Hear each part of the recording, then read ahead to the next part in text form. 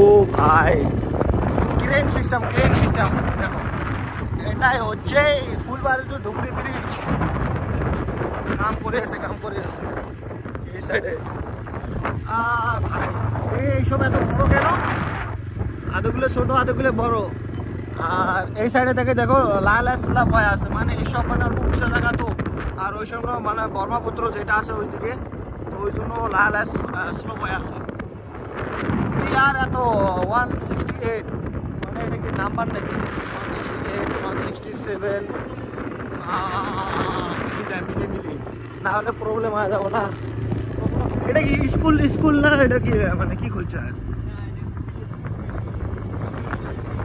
পানি না, পানি